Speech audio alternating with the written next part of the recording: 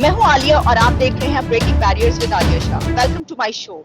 आज के शो में भी हम बात करेंगे पाकिस्तान, अफगानिस्तान, भारत, अमेरिका, जो सिचुएशन है इस वक्त, करंट सिचुएशन, खासतौर पर अफगानिस्तान की बदलती हुई सूरत हाल, और उसके बाद पाकिस्तान में जो high command, high level meeting हुई, पॉलिटिकल लीडरशिप और इसके अलावा जो मिलिट्री लीडरशिप है उसके बीच क्या फैसले हुए। मेरे साथ इस वक्त इस मौजू पर गुफ्तगू करने के लिए मौजूद है जनाब इम्तियाज गुल साहब, जो कि centre for research and security institute को हेड कर रहे हैं, कॉलमिस्ट हैं, राइटर हैं और बहुत जानी पहचानी शख्सियत है पाकिस्तान से। Thank you so much for joining my show Imtiaz Gul साहब। Thanks a lot. Welcome welcome ji. Imtiaz साहब, ये जो हम बात कर रहे हैं इस वक्त, बहुत कुछ अभी बहुत तेजी से सब चीजें बदल रही हैं। आप ये जो अभी हाई लेवल मीटिंग हुई उसके बाद हमें पता चला कि ये फैसले हुए हैं या ये बताया गया है कि ये सिचुएशन है, तो सवाल ये एक उठ रहा है कि अफगानिस्तान की सूरत हाल पाकिस्तान पर बहुत ज्यादा असर अंदाज हुई, ये तो हम जानते हैं। लेकिन क्या ये जो हमने एक अमेरिका से हम दूर हो गए और हमने अफगानिस्तान का साथ देने का फैसला किया, इस फैसले को आप कैसे देख रहे हैं? अमेरिका के तो कभी करीब हम रहे ही नहीं हैं। हमेशा से एक बदएतमादी का रिश्ता रहा है और उस बदएतमादी के रिश्ते को बढ़ावा देने में हमारे पड़ोसी भारत ने भी अपना किरदार अदा किया है, क्योंकि कश्मीर में जो कुछ होता रहा है गुज़िश्ता 25 बरसों में, उसकी वजह से और उसका बदला भारत ने हमारे पाकिस्तान से इस तरह लिया कि जो दुनिया पाकिस्तान का एक नैरेटिव, दुनिया में एक तशख़्ख़ुस जो उभरा है वो भारत से होके गया है, नई दिल्ली से होके गया है। तो उसकी वजह से पाकिस्तान की बहुत बदनामी हुई और पाकिस्तान पे शुबहात भी रहे।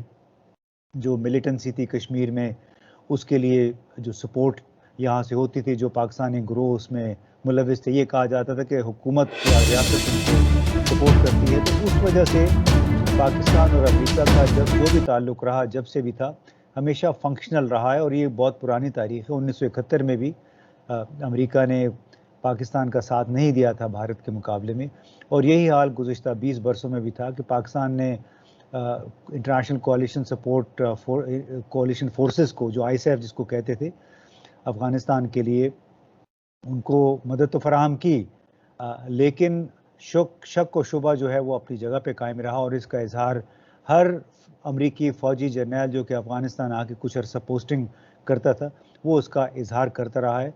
अब अलबत्ता ये हुआ है कि एक तकरीबन मुस्तकिल सी लाइन खिंच गई है और हमारा चूँकि झुकाव चीन की तरफ ज़्यादा हो गया, क्योंकि गुज़िश्ता 5 बरसों के दौरान कम से कम 29 अरब डॉलर की चीन ने यहाँ पे सरमायाकारी की है।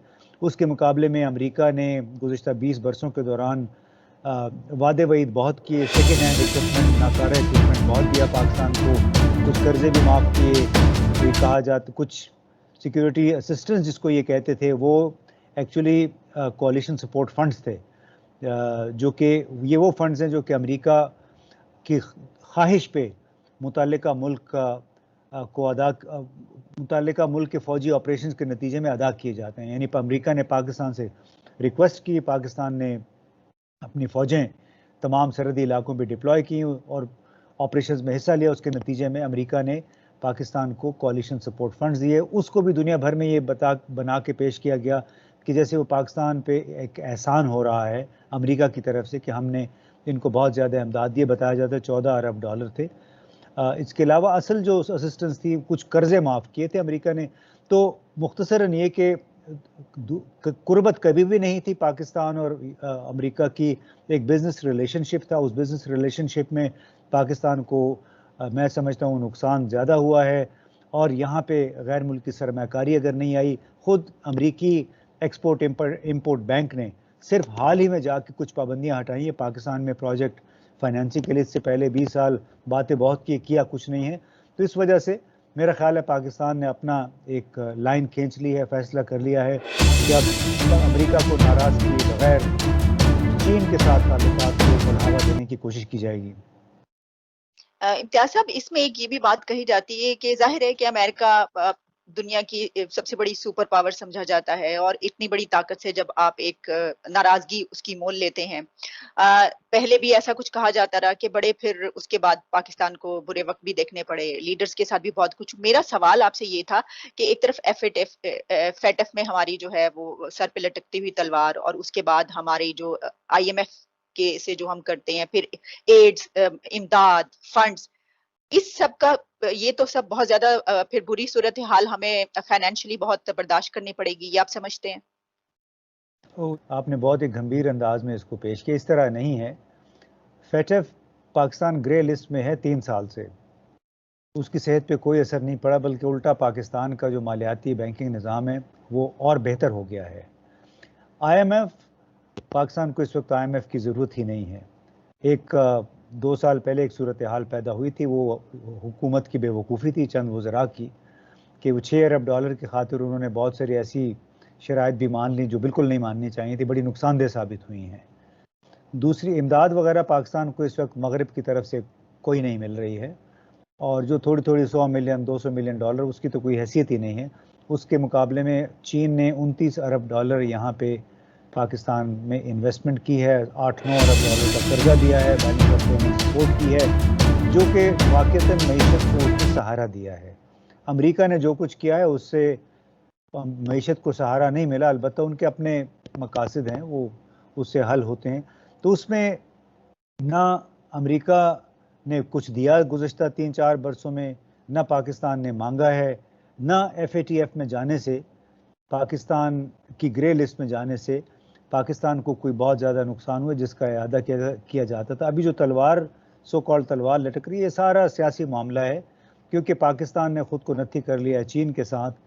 दूसरी तरफ अमरीकी सदर ने बड़े वाज़े तौर पे कह दिया है, अभी G7 समिट हुआ था आपके पड़ोस में बरतानिया में 11, 12, 13 जून को, तो उसमें भी उन्होंने चीन को हदफ बनाया है। तो बड़ा वाज़े है कि जो भी चीन का के साथ नत्थी होगा उसको भी नुकसान पहुंचाने की या उस पे दबाव बढ़ाने की कोशिश करेंगे ये 7 बड़े ममालिक। और चूँकि पाकिस्तान एक कमज़ोर मुल्क है, यहाँ पे कॉन्फ्लिक्ट रहा है, तो पाकिस्तान को दबाना आसान है बजाय चीन के। मैं नहीं समझता कि कोई बहुत ज़्यादा असर पड़ेगा पाकिस्तान पे।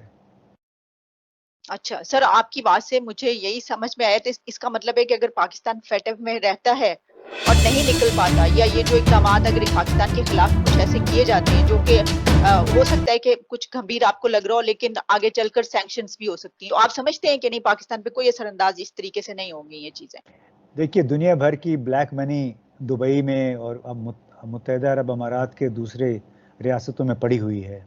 उसके ऊपर तो FATF ने कुछ नहीं किया है। कोई 4-5 अरब डॉलर के बराबर इलीगल ट्रांजैक्शन हुई हैं इंडिया के 3-4 बड़े बैंकों से, और इसकी निशानदेही अमरीकी इदारों ने की थी गुज़श्ता साल। इंडिया को तो कुछ नहीं हुआ, उसको तो FATF का कोई सामना नहीं करना पड़ा है। तो बुनियादी बात है कि इस वक्त ये मामला तमाम तर सियासी हो चुका है।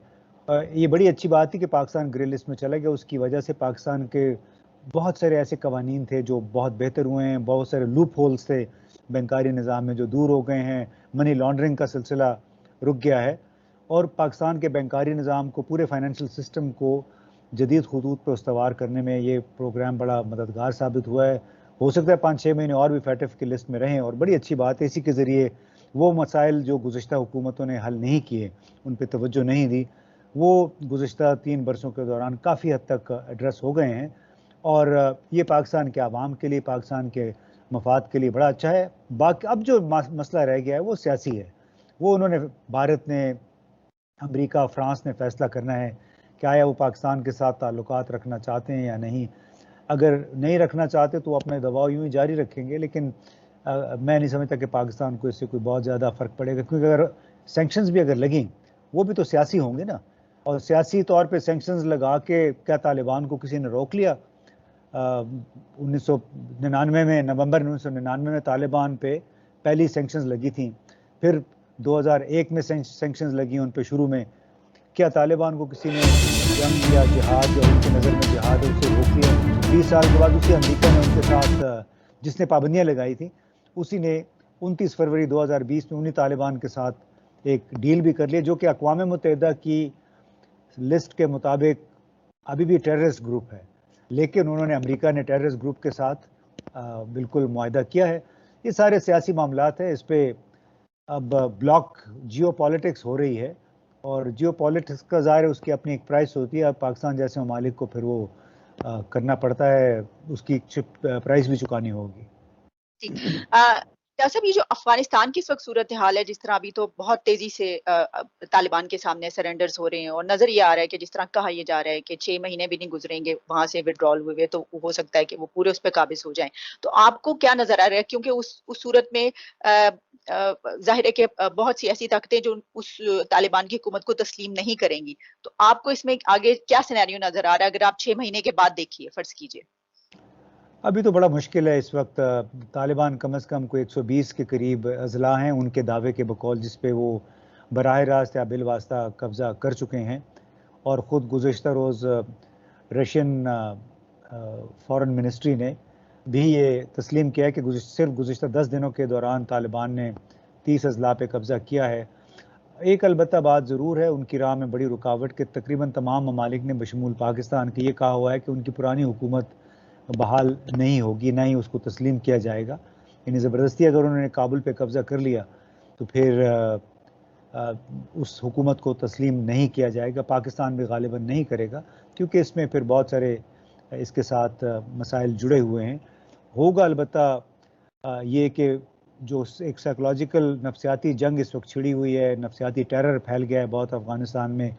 शुमाल मगरबी अफ़गानिस्तान में इस वक्त जो जहाँ पे सरेंडर हुआ है, जिन अजला पे कब्ज़ा किया है तालिबान ने, उसमें तो एक स्ट्रैटेजी के तहत वो स्ट्रैटेजी ये थी कि आप अजला को मुहासरा कर लें, उनकी सप्लाई लाइन्स चोक कर दें और उसके नतीजे में आप जो मतलब मकामी इंतज़ामिया है उसको सरेंडर करने पे मजबूर कर दें। और अभी तक यही हो रहा है। तो काबुल का भी शायद ऐसे ही हो कि किसी वक्त पे मुहासरा हो जाए, लेकिन कब्ज़ा उस पर नहीं करेंगे। मेरा अपना ये ख्याल है, बाकी वल्लाह आलम कि तालिबान के अपने जहनों में क्या है। लेकिन सूरत हाल जो बन रही है वो ये है कि बड़ा जल्द अगले 3, 4, 5 हफ्तों में, क्योंकि आज तो बागराम एयर बेस भी खाली करने का ऐलान हो गया है, बाकायदा मुकम्मल तौर पे अफ़गान अफवाज के हवाले कर दिया गया है। तो इस वक्त बहुत मुश्किल है कुछ कहना कि आइंदा 4-5 हफ्तों के दौरान वहाँ पे मिलिट्री सूरत हाल क्या रुख इख्तियार करेगी। ऑलराइट। एक आखिरी सवाल आपसे पूछना चाहूंगी कि जो इस वक्त ट्रस्ट डेफिसिट नजर आ रहा है, एक तो ये कि जाहिर है कि पाकिस्तान और भारत के बीच तो हमेशा ये वाली मुश्किल रहती है, फिर अफगानिस्तान के साथ भी हम देख रहे हैं। इसको आप इस खित्ते में खास तौर पर इन की 3 कंट्रीज के हवाले से क्या देख रहे हैं कि जो भारत और पाकिस्तान है उसकी तो अब अफगानिस्तान में मजीद, पहले भी कुछ अच्छी सूरत हाल नहीं होती थी, तो मजीद चपकलिश नजर आ रही है? जी, बिलाशुबा इसमें लगता यही है कि एक नई प्रॉक्सी जंग का आगाज़ होगा अफ़गानिस्तान में। एक तरफ वो गालिब अक्सरियत है जो तालिबान हैं, तालिबान के हम ख्याल बहुत सारे लोग जो इस वक्त हुकूमत में भी शामिल हैं वो हैं। दूसरी तरफ एक अक़लियत है जो सदर अशरफ गनी हैं, उनके नायब अमरुल्लाह सालेह हैं, फिर और कुछ वज़ीर हैं, वो अक़लियत में हैं और उनके जो नज़रियाती सियासी तौर पे वो ज़्यादा भारत के साथ मिले हुए हैं या उनके साथ उनकी कुर्बत है। जबकि बाकी लोग बशमूल तालिबान के, बशमूल गुलबदीन हिकमतयार के, मैं समझता हूँ डॉक्टर अब्दुल्ला भी किसी खासी हद तक वो पाकिस्तान, ईरान, तुर्की, चीन, रूस के साथ उनकी पोजीशन हम आहंग है। और वो ये है कि आप जल्द अज जल्द बैनुल अफ़गान जो मुज़ाकरात हैं उसको किसी हतमी नतीजे पे पहुँचा के वहाँ पे एक नया सियासी निज़ाम कायम करें अफ़गानिस्तान में, ताकि अमन की राह हमवार हो सके। इस वक्त ऐसा लग रहा है कि बड़ी रुकावट खुद अफ़गान धड़ों की नज़र में सदर अशरफ गनी हैं और उनके कुछ साथी हैं, जिन्होंने अब अंदरूनी तौर पे अब बाकायदा तौर पे ऐलान किया है कि वो जो मकामी मिलिशियाज़ हैं मुख्तलिफ़ इलाकों में उनकी बाकायदा फंडिंग करेंगे ताकि वो तालिबान के खिलाफ सफ आरा हो सके। तो इस तरह सदर अशरफ गनी और उनके साथियों ने अंदरूनी अफ़गानिस्तान में एक नई सफ़बंदी का बिल्कुल सामान पैदा किया है और अब ये उनकी सवाबदीद भी होगा कि किस हद तक वो आमादा हैं अपनी मौजूदा पोजीशन से ज़रा सा पीछे हट के तालिबान और तमाम दूसरे लोगों के साथ, उन लोगों के साथ जो कि अमन के ख़्वाह हैं, अफ़गानिस्तान के अवाम के की खुशहाली के ख़्वाह हैं, उनके साथ मिल के किस हद तक वो एक दरमियानी रास्ता निकालते हैं अमन की तरफ जाने के लिए और एक सियासी ढांचा कायम करने के लिए जिसकी मदद से मुस्तकिल अमन की राह हमवार की जा सके। Thank you so much for your time Imtiaz Gul साहब, जी, बहुत शुक्रिया। वेलकम जी, खुदा हाफिज।